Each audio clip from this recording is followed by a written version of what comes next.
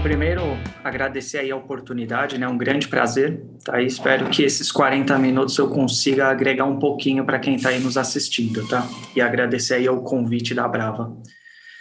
Bom, aqui eu tentei montar uma apresentação comparando um pouco os fluidos sintéticos com os naturais, tá? Eu peguei ali uma aplicação específica e quis fazer um comparativo porque é algo que a gente vê muito e cada vez mais isso vai acontecer, né? Tem essa onda agora migrando novamente para uma nova matriz de gases, né? Então, isso é algo bastante questionado, então decidi montar essa apresentação.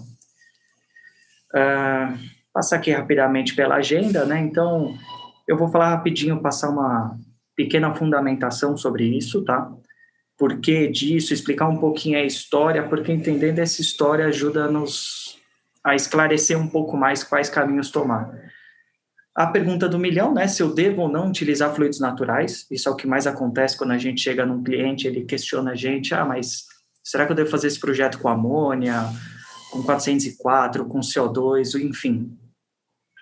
E não é uma resposta simples, né? O que a gente vai ver aqui.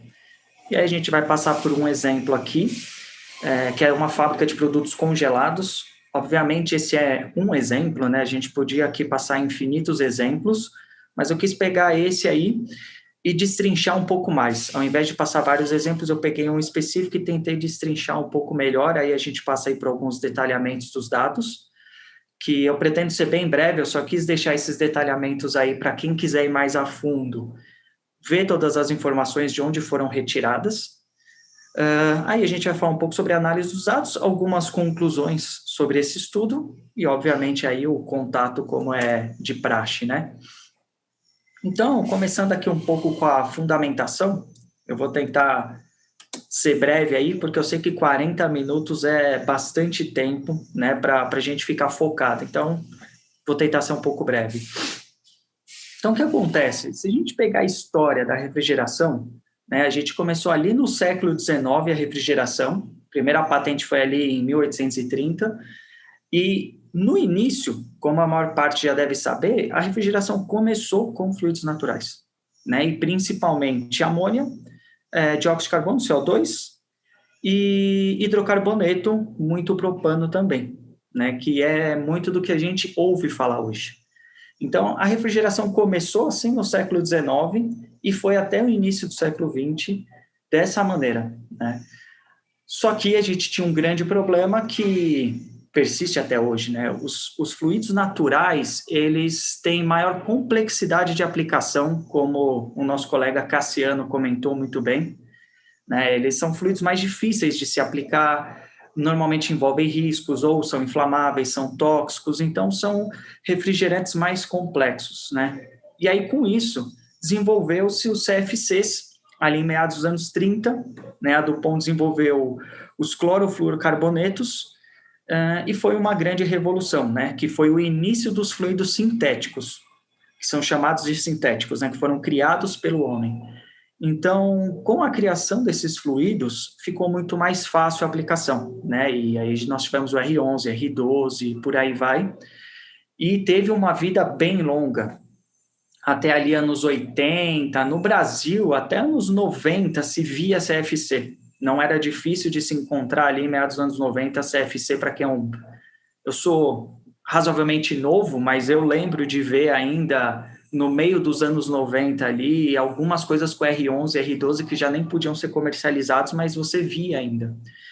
Então, a gente teve essa entrada dos CFCs que foi uma grande revolução, porque simplificou muito a aplicação, e com isso os fluidos naturais eles começaram a cair em desuso. A amônia, ela persistiu, ela caiu, diminuiu muito o consumo dela, porque ela era feita em todo tipo de aplicação, e desde então ela ficou focado muito para grandes aplicações industriais, né, assim até hoje. Claro que ela está passando por algumas mudanças também, hoje tem muito foco de baixa carga de amônia, né, então utilizar fluido secundário, utilizar alguns sistemas como o próprio CO2 bombeado ou por compressão junto com a amônia, né. Então ela continuou, mas em aplicações mais industriais, e o propano e CO2 deu uma sumida, Só que ali, em meados dos anos 80, né, descobriu-se os efeitos que esses gases estavam causando para o efeito estufa, né, eles estavam, na verdade, eles estavam destruindo a camada de ozônio, perdão, são coisas separadas. Então, teve o Protocolo de Montreal que visava tirar esses gases, não só os gases focados em refrigeração, mas diminuir esses gases que agrediam a camada de ozônio, porque o grande problema é o cloro presente no CFC, né, que ele é clorofluorcarboneto. Esse cloro reage com a camada de ozônio e faz um buraco nela. Então, se descobriu isso e começou-se a estudar outros gases. Então, migramos para o HCFC, que é hidroclorofluorcarboneto. Então, a gente continua com o cloro na sua composição, só que ele agride muito menos do que agrediu o CFC, a camada de ozônio, né? E então nós tivemos aí o R22, que foi o grande player aí, digamos assim, a gente via tudo sendo feito com o R22, que é um excelente refrigerante, tem boa eficiência, é bem aplicado em baixa, média e alta temperatura, então teve aí uma larga aplicação, mas já se sabia que ele deveria ser retirado de circulação. Então, com isso veio uma terceira geração, que eram os HFCs, né? Aí sim nós tiramos 100% do cloro da composição e aí ficamos sem destruir a camada de ozônio. Só que aí nós tínhamos ainda outro problema, porque todos os gases sintéticos, todos não, né? Hoje temos novas famílias, mas CFCs, HCFCs e CFCs, HCFCs e HFCs, é uma sopa de letras, todos eles têm aí uma boa contribuição para o efeito estufa.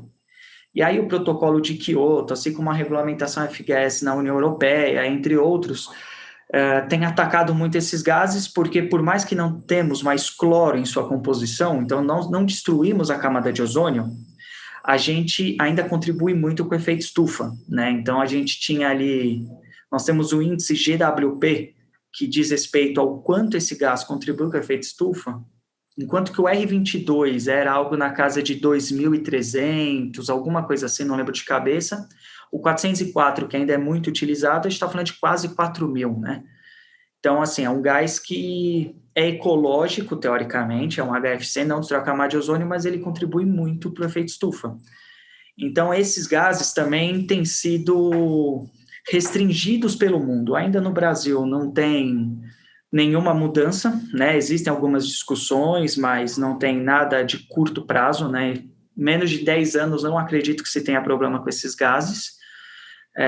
Mas, por exemplo, na União Europeia e vários outros países envolvidos, você já quase não vê HFCs. Por exemplo, um supermercado usando expansão direta com 404, isso você já não vê há muitos anos, porque tem várias regulamentações que proíbem isso, e mesmo algumas aplicações, como, por exemplo, chillers, que ainda são permitidos, né, aplicar 410, por exemplo, na União Europeia você vê isso diminuir muito porque você tem várias restrições. Então, se eu tenho um chiller com 410, eu até posso ter, só que a minha quantidade de gás que eu posso comprar é limitado durante o ano, tem algumas taxas a mais que eu pago, então isso está fazendo com que as pessoas fujam também dos HFCs.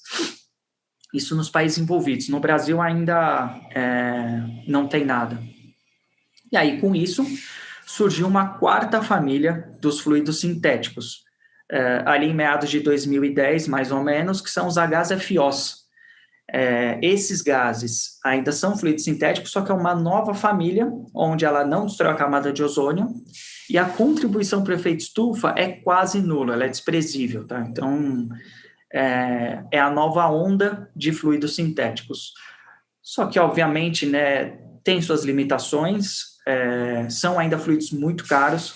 No Brasil ainda é bem difícil de se encontrar para reposição, então tem muitas limitações. Então, hoje, você vê muito algumas aplicações com esses fluidos HFOs fora do Brasil. No Brasil é muito incomum, eu vi uma ou duas ali de chillers que vieram importados, e fluidos naturais, né? Principalmente aí, como o Cassiano comentou, né?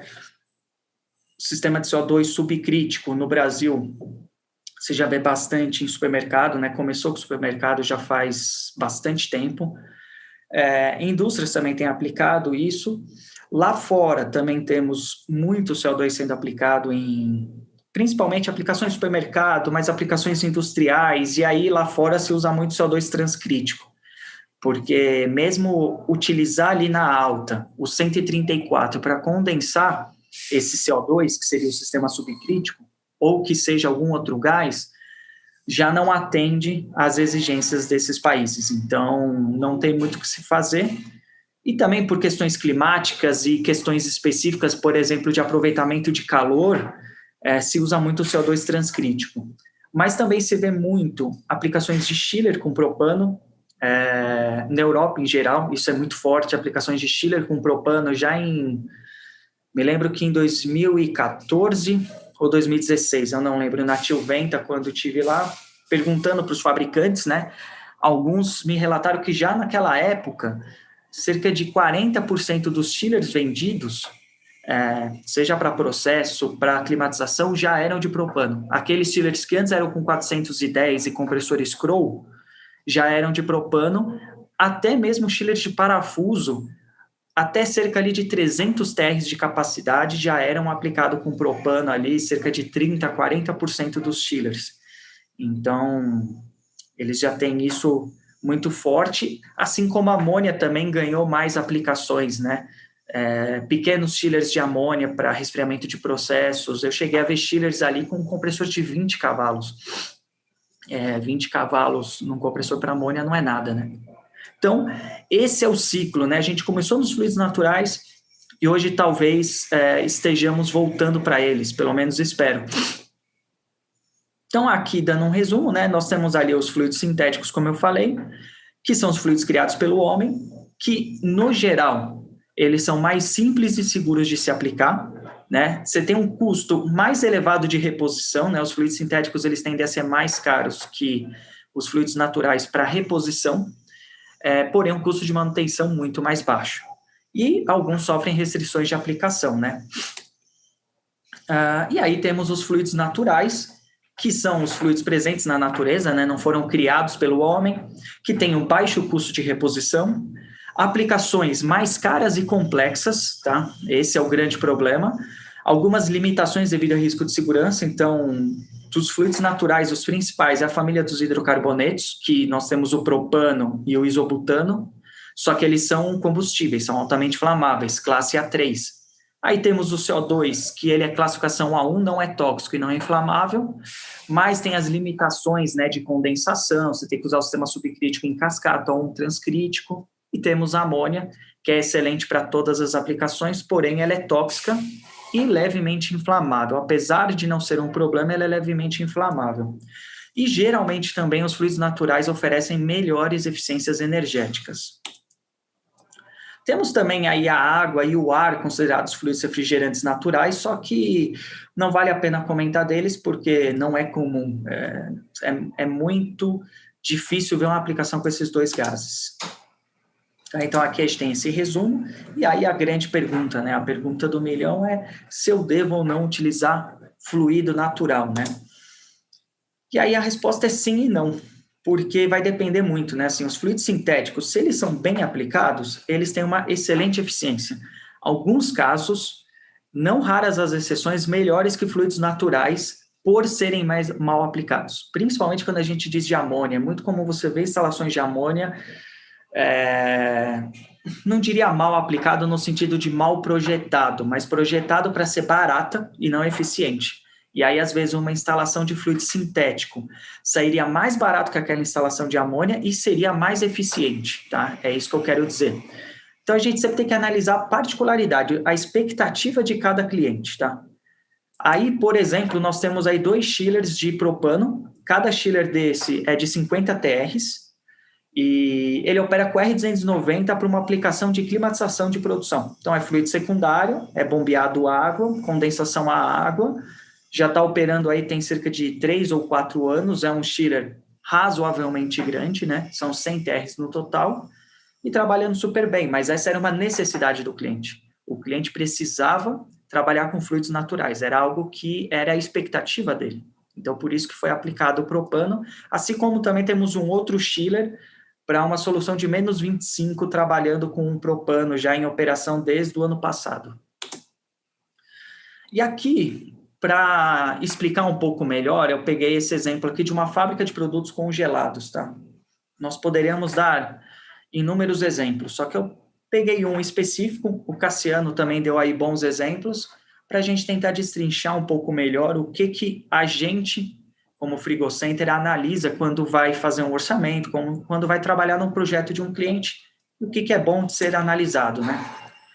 Então, essa fábrica de produtos congelados, nesse nosso cenário, nós vamos ter um túnel de congelamento, câmara de produto acabado, né, uma câmara de produtos congelados, e as áreas produtivas que são climatizadas, tá? Então, imaginar um sistema de refrigeração para algo assim. Eu fiz aqui 4 sistemas para a gente poder comparar. Então, para isso também a gente adotou algumas premissas.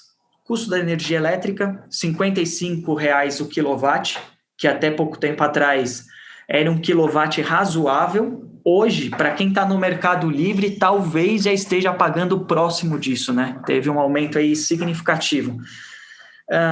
Nosso sistema é condensação a água aqui, então eu considerei que esse cliente não tem custo de água nem de esgoto, porque esse também é um assunto bem interessante de se discutir, porque tem clientes que usam condensação a água, ou usam um sistema de amônia, e ele tem um custo altíssimo de água. Então, por mais que o seu sistema seja eficiente, né, a amônia dificilmente é um sistema ruim, só que o custo que ele tem com água e tratamento de água já inviabiliza o projeto.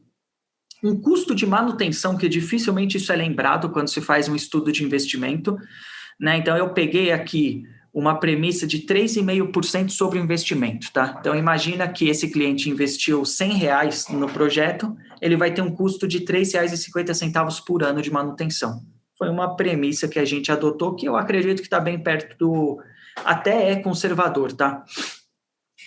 O sistema vai operar 21 horas por mês, 21 horas por dia, 30 dias no mês, e nós temos aí um custo de R$3 por metro cúbico no tratamento da água de condensação. Esse valor também é muito difícil, vai depender da qualidade da sua água e de vários fatores, tá? E, além disso, eu estou adotando o fato de que o cliente não tem nenhuma restrição a nenhum tipo de refrigerante, tá? Ele pode trabalhar com amônia, ele pode trabalhar com fluido como um hidrocarboneto, como propano, ele não tem problema de trabalhar com 404, tá? Então, ele deixou livre isso. E aqui é o nosso sistema 1, tá? Então, nós temos no túnel, basicamente, 190 mil quilocal de capacidade térmica, evaporando a menos 40. Nós temos uma câmara de congelados de 40 mil quilocal, evaporando a menos 28.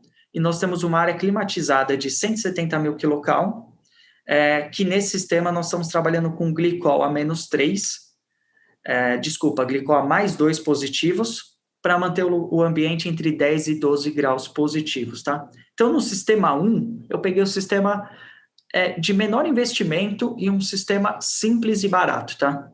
100% fluido sintético. Então, nós estamos trabalhando com R507A no túnel de congelamento e na câmara de congelados e R410A para climatização. No caso do R507 no túnel e na câmara, nós poderíamos também trabalhar com R404A.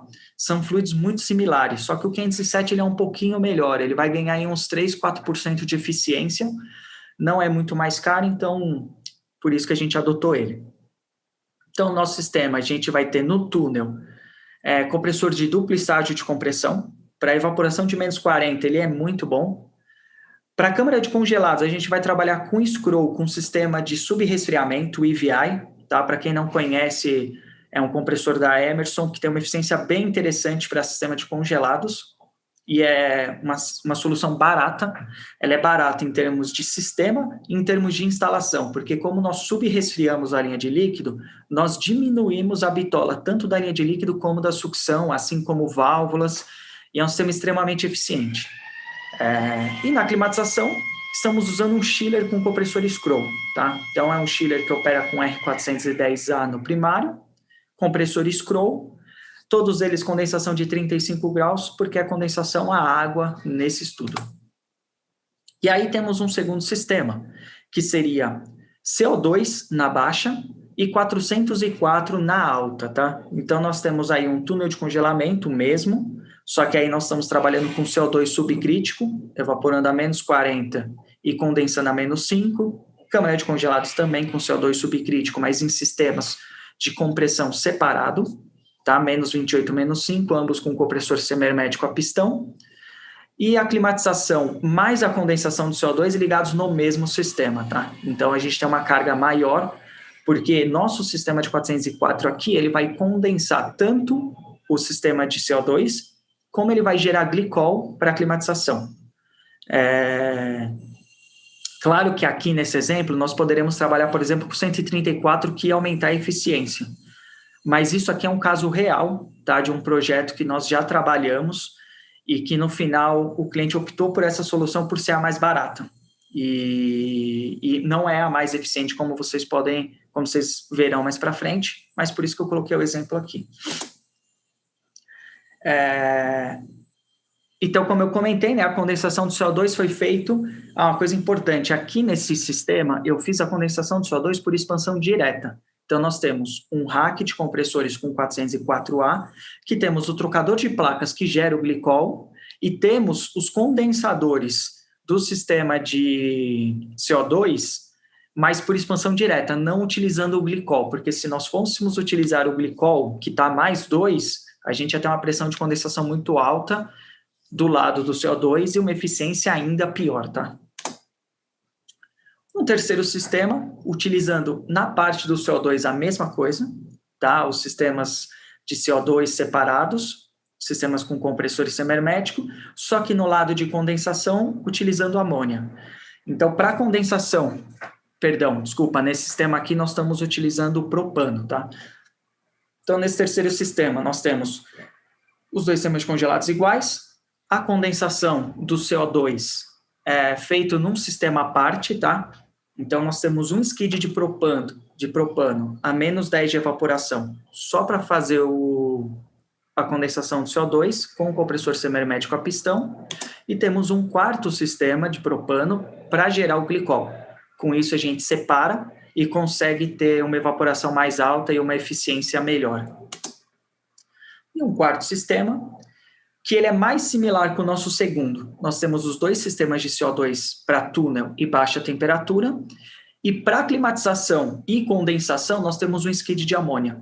Então, a amônia vai fazer parecido com o que era ali o 404. Ela vai tanto condensar por um sistema inundado, ele vai condensar o sistema de congelados, como ele vai gerar também glicol. Então, você teria ali os condensadores e um outro trocador a placa para o glicol. Lembrando que, geralmente, nesse tipo de sistema, é mais comum se utilizar o glicol para fazer a condensação do CO2, porque se você tem um vazamento nesse trocador, imagina no condensador CO2, você tem CO2 de um lado, amônia do outro. Se você tem um vazamento, esse CO2, que tem uma pressão mais alta, ele vai migrar para o sistema de amônia, e com isso ele vai virar, a amônia, ela vai virar um sal. Ela realmente vira um sal, e você imagina o que acontece com o compressor, você destrói o compressor. Então, não é que não se possa fazer, tá? Se pode, mas tem esse pequeno problema, e as instalações que eu vi similares, nós já temos instalações no Brasil rodando, foi feito o chiller o sistema de amônia gera glicol, e o glicol condensa o CO2. Só que, obviamente, vai ser muito pior o resultado em termos de eficiência do que no nosso exemplo, porque eu estou fazendo direto ali o sistema inundado, direto para condensar o CO2. Aqui, pessoal, está o detalhamento dos dados que eu vou passar rapidamente, mas ficou na apresentação para quem quiser ver de onde saíram essas informações, porque é muita coisa, mas eu achei importante colocar aqui esse detalhamento. Então, uma coisa que é importante, tá? Para esse estudo, nós levamos em conta sempre o fator de serviço na hora de calcular o custo operacional, né? Porque a carga térmica, ela não é... A gente calcula a carga térmica, por exemplo, da produção de 170 mil kcal. Mas a verdade é que ao longo do ano, dificilmente você vai estar utilizando esses 170 mil kcal. Essa carga térmica é a de pico. 95% do ano você está muito abaixo disso. Então, por isso que nós utilizamos aqui na produção um fator 0,7, tá? Para calcular. Na câmara de congelados, um fator 0,8. No túnel de congelamento, sim, é um fator 1, porque normalmente túnel, quando está operando em 100%. Esse, pelo menos, é o esperado. Tá, e aí, para os cálculos, nós usamos a capacidade, né, térmica, a carga térmica corrigida. E aqui, pessoal, eu vou explicar esse primeiro para vocês entenderem. Então, nós temos aqui os compressores do túnel, que está menos 40 mais 35. Eu vou pegar um exemplo do CO2, que é melhor. Deixa eu pegar o sistema 2. Depois, para quem quiser ver, então aqui todos os detalhamentos dos cálculos, eu vou pegar, por exemplo, o sistema 3, que ele é mais complexo, e aí eu explico para vocês o que foi levado em conta, e fica mais fácil aí depois para quem quiser entender. Então, basicamente, nós temos 4 circuitos no sistema 3. Lembra que era fluido natural, CO2 na baixa, que seria no túnel e no congelados, 2 racks.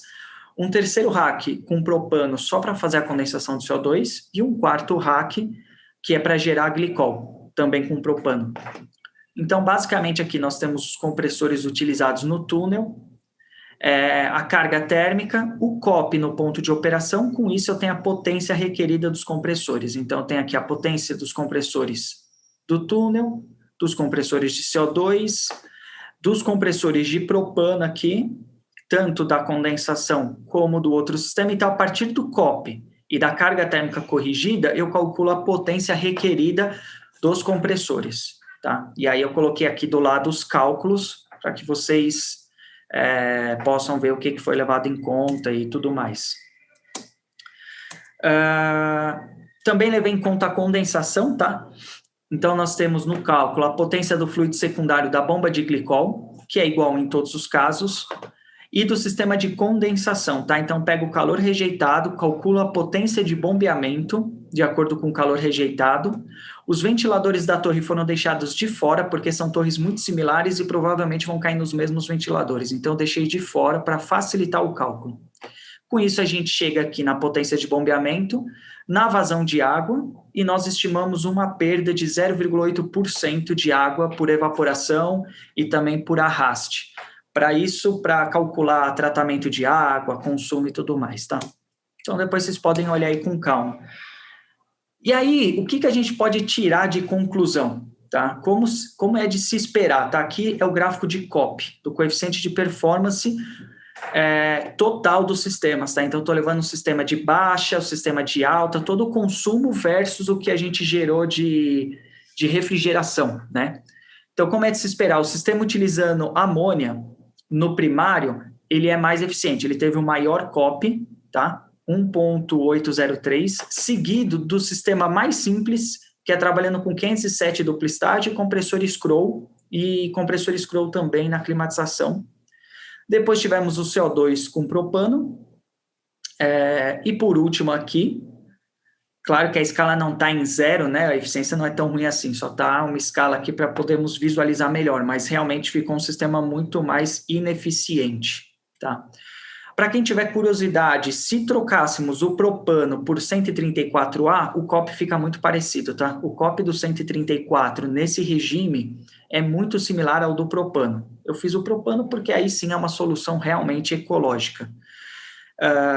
Lembrando que com a amônia também nós poderíamos separar os sistemas, fazer mais coisas, só que seria bem difícil por causa do investimento. Então, o mais comum, se fosse com amônia, seria realmente esse tipo de sistema e teríamos aí uma performance maior. Consequentemente, o custo operacional anual com energia elétrica da amônia e CO2 vai ser menor, né? Porque se é o maior COP, é o que gasta menos energia, né? Então, esse gráfico nada mais é do que o inverso do outro.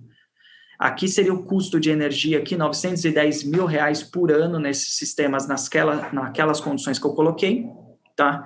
Então, você vê, um sistema com fluido sintético tem uma performance, está falando aqui de uma diferença muito pequena entre um e outro, né? R$20 mil aqui no consumo de energia elétrica.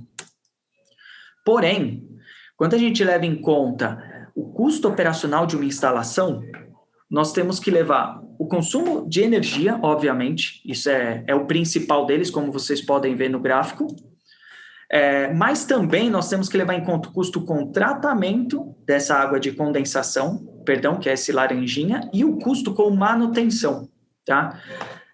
E nesse quesito que tornou o sistema mais simples, até mais eficiente aqui. o sistema de 507, porque ele é um sistema mais barato de manutenção. Lembrando que isso é um fator baseado no investimento. Mas na prática realmente tá? Um sistema desse 507 com duplo estágio e compressor scroll é o custo mais simples que você vai ter de manutenção. O sistema de CO2 e amônia, o sistema de CO2 já exige ali um aperfeiçoamento um pouco maior, não que ele seja extremamente complexo, mas necessita ali um pouco mais de conhecimento do operador, e você tem a amônia que tem várias exigências que vão tornar esse custo talvez até mais alto, né? O do propano, e por último, o sistema de CO2 e 404 aqui, que o grande vilão dele foi o consumo de energia, né? Mas isso que é interessante, quando a gente bota o custo operacional anual, o sistema sintético ele está super bem posicionado. Então, mesmo para quem pode utilizar a amônia, muitas vezes fluidos sintéticos são uma opção em termos de custo operacional, tá? Agora, tem sempre as restrições ambientais, obviamente. E uma coisa importante, né, que é o custo ao longo dos anos. Eu sempre falo para os clientes que uma coisa é o que ele paga para a empresa fazer o projeto, para fazer o sistema, né, o investimento inicial. Só que ele vai pagar para o resto da vida o custo operacional. Então, a gente sempre gosta de fazer o custo ao longo dos anos, tá? E aqui você tem o custo dos 4 sistemas, tá? O custo estimado, um custo desse, para fazer um sistema com 507 duplo estágio scroll, ficaria algo em torno de 2.700.000, versus o CO2 com 134 na casa de 3.300.000, e os outros 2 sistemas na casa de 3.800.000. São valores bem próximos, tá? Eu peguei propostas que nós fizemos recentemente, então são valores razoáveis aqui, bem próximos da realidade. E aí, se nós extrapolamos isso, basicamente o que a gente faz, tá? Pega o custo do investimento inicial e a cada ano você soma esse investimento aqui, esse custo operacional, você vai ter esse gráfico do custo ao longo dos anos, tá? E aí nós fizemos aqui uma linha de 15 anos. E uma coisa interessante, né? Se a gente pegar aqui, ó, caso o cliente decida por fluido natural, né? Ele fala, olha, eu quero utilizar CO2 no meu sistema. Não precisa nem ser 100% natural, mas eu quero CO2. Dessas opções, não seria a melhor opção ele usar um menor investimento inicial. Por quê? O mais barato, lembrando, era o sistema de CO2 com 404. Só que com 3 anos e meio, o sistema de CO2 e amônia já passaria a ser mais barato. Se vocês olharem aqui mais ou menos nesse ponto, né, que a linha azul, que é o sistema de CO2, e a linha azul clara, né, que é o sistema de CO2 e amônia, passaria a ser mais barato do que o sistema com 404. E se colocássemos aí próximo de 5 anos, o sistema com propano e CO2 seria mais barato que utilizar o 404 no primário, tá? E aí eu coloquei aquilo ali que eu comentei para vocês, caso o cliente não necessite de usar propano, ele possa usar um fluido sintético na condensação, o 134 vai ter uma performance muito similar, então esse resultado seria similar, mas com investimento inicial mais baixo, tá? Ele ficaria mais alto que o 404, mas mais barato do que o propano. Então, eu gosto de colocar isso porque nós, como desenvolvemos o sistema, né, instalamos, o cliente se preocupa muito com o investimento inicial. Só que ele tem que pensar esse investimento pelo menos 10 anos, né? Fazer essa conta de pelo menos 10 anos para ver qual sistema seria mais barato, tá? E no final de 15 anos, que foi o período que eu coloquei, se retirarmos a opção de sintético, caso o cliente fale, não, eu não posso, eu tenho diretrizes que eu tenho que seguir, que eu não posso utilizar fluido com alto GWP. Ele teria que ir para uma opção natural, né? Então, a melhor opção em 15 anos seria CO2 e amônia, seguido ali, bem próximo por CO2 e R290, propano. Então, pode ser uma boa opção. Porém, se o cliente não tem restrição quanto a fluido, sem dúvida nenhuma, a opção com fluido sintético seria a melhor opção financeiramente falando, tá? Bom, e daí, para finalizar, né, antes que todo mundo durma, os que ainda estão acordados, que conclusões que a gente pode tirar, tá? Esse é um cenário bastante específico, a gente tem vários sistemas, porém, eu já fiz essa simulação para muitos clientes, simulações reais, tá? Isso que eu estou trazendo é um caso real. E sempre Os fluidos sintéticos têm ali uma boa permeabilidade, eles podem ser interessantes. Quando são instalações muito grandes, acima ali de 1 milhão de quilocal, a amônia geralmente começa a disparar, mas aí você também tem as restrições com carga de amônia que tem que ser pensado, tá? Por exemplo, em baixa temperatura, a amônia é um grande problema, porque você não pode bombear, ou pelo menos é melhor evitar bombear essa amônia. Não significa que não tem opções melhores, eu pus 4 sistemas aqui bem comuns de se ver, tá? Os fluidos sintéticos, eles podem ser soluções mais eficientes financeiramente, mesmo em grandes projetos, tá? Nós já fizemos projetos muito grandes com fluidos sintéticos. Os fluidos naturais são excelentes opções e nós torcemos muito pelo seu avanço. Eu não estou de modo algum aqui dizendo que o fluido natural não é bom. Eu acho que esse deve ser o futuro, tá? Porque em algum momento os HFCs terão restrições de uso aqui no Brasil e talvez, quem sabe, os HFOs também se descubra algum outro problema. Então, assim, o fluido natural ele é extremamente viável. De modo algum, quero dizer que não é uma opção, mas eu só estou dizendo que nem sempre a amônia é a melhor opção para a indústria, tá? Muitas vezes com freon é uma boa opção, e também os fluidos naturais aí outros podem ser aplicados. O CO2 com amônia é muito bom para a indústria, tá? Para quem hoje tem grandes cargas de amônia e quiser diminuir o CO2 é uma opção extremamente interessante. E basicamente, os fluidos naturais, eles só vão ter uma grande influência no mercado brasileiro quando o custo operacional do sintético for mais alto, que é o que aconteceu lá fora. O pessoal deixou de usar 404 porque não é mais viável, as taxas são altíssimas para você ter isso, o controle do governo em cima dessa carga de CO2 é muito grande, então fez com que os fluidos naturais fossem mais viáveis. Como no Brasil hoje isso não é uma realidade, são poucos os projetos que financeiramente é mais viável trabalhar com fluidos naturais. Geralmente os sintéticos são mais viáveis até mesmo em grandes instalações comparado com amônia, por causa de N outros problemas. Então é só uma maneira aqui de mostrar para vocês, abrir um pouco a mente de que tem várias opções, os fluidos naturais são excelentes, mas os fluidos sintéticos também são. O mercado desses refrigerantes sintéticos, né, de compressores, de componentes, evoluiu demais, enquanto que a amônia, claro que ela evoluiu, mas a evolução dos fluidos sintéticos foi numa velocidade muito maior. Então, tem aí grandes opções e basicamente é isso, né? Depois, mais tarde, estarei aí com vocês na mesa redonda, respondendo as dúvidas que tiverem. E, mais uma vez, agradeço muito aí, fica meu contato para quem quiser mais informação. E acho que é isso aí.